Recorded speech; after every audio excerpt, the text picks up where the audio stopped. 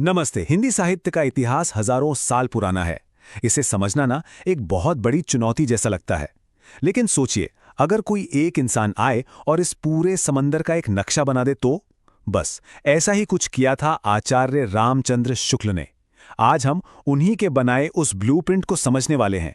वो ढांचा जिसने पहली बार हिंदी साहित्य को एक सिस्टमैटिक, समझने लायक शक्ल दी। तो ये है वो नक्शा जिसकी हम बात कर रहे थे। आचार्य शुक्ल ने पूरे हिंदी साहित्य के इतिहास को मोटे तौर पर 4 बड़े हिस्सों में बांट दिया।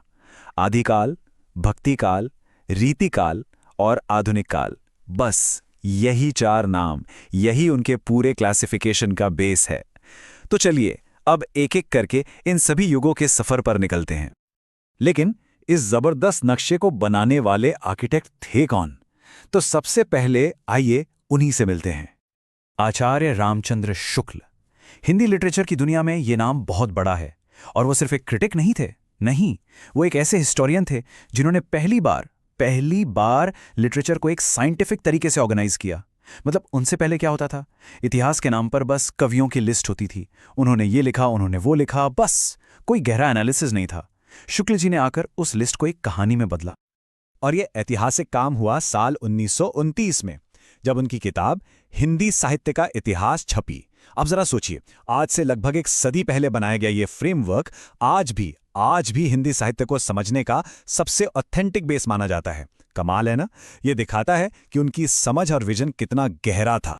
अच्छा, अब ये पॉइंट समझना बहुत बहुत जरूरी है, क्योंकि यही उनके पूरे काम की आत्मा है, उसका निचोड़ है। शुक्ल जी का मानना था कि लिटरेचर कोई हवा में पैदा नहीं होता। ये तो उस दौर के समाज की सोच का, उसके हालात का, उसकी भावनाओं का एक आईना होता है, एक रिफ्लेक्शन।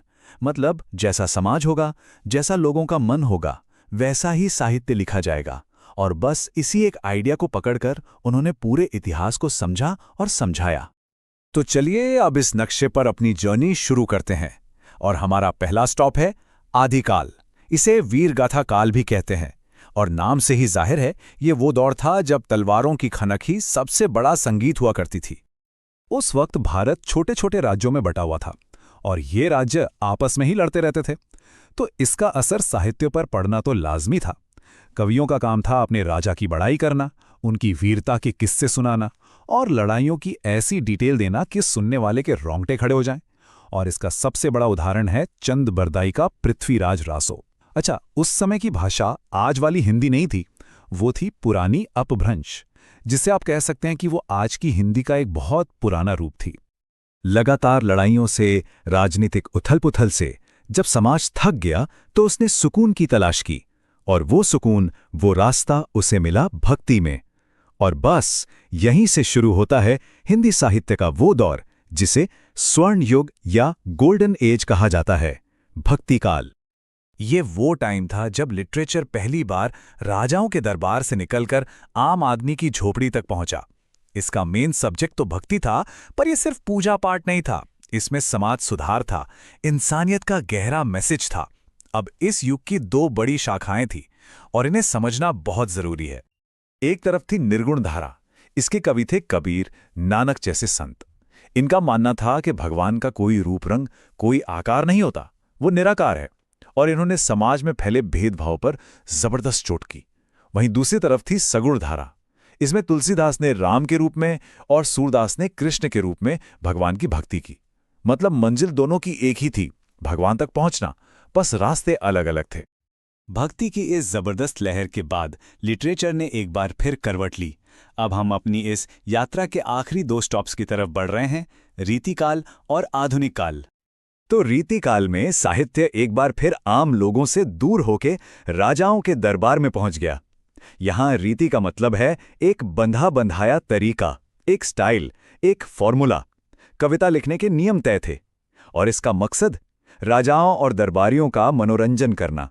इसीलिए कविताओं में श्रृंगार यानी प्यार और खूबसूरती की बातें और भाषा की सजावट पर, जिसे अलंकार कहते हैं, उस पर बहुत ज्यादा फोकस था। और फिर आता है आधुनिक काल। और यहां कहानी में एक बहुत बड़ा ट्विस्ट आता है। भारतेंदु हरिश्चंद्र के साथ लिटरेचर फिर से दरबारों की ऊंची दीवारों से बाहर निकलकर समाज के बीच आ खड़ा हुआ। और अब उसके टॉपिक बदल चुके थे। अब बात हो रही थी देश की आज़ादी की, समाज की बुराइयों की और एक आम इंसान की जिंदगी की। ये दौर बहुत तेजी से बदला, बहुत तेजी से। सबसे पहले भारतेंदु युग आया, जिसमें नाटकों से समाज सुधार की बात हुई। फिर द्विवेदी युग ने भाषा को और सुधारा, उसे एक स्टैंडर्ड रूप दिया। इसके बाद आया छायावाद, जिसमें कवियों ने अपने मन की बातें, प्यार और नेचर के बारे में लिखा। और फिर प्रगतिवाद में लिटरेचर मजदूरों और किसानों की आवाज बना। और हाँ, इसी दौर में नॉवेल, शॉर्ट स्टोरी, ऐसे ये सब भी पॉपुलर होने लगे।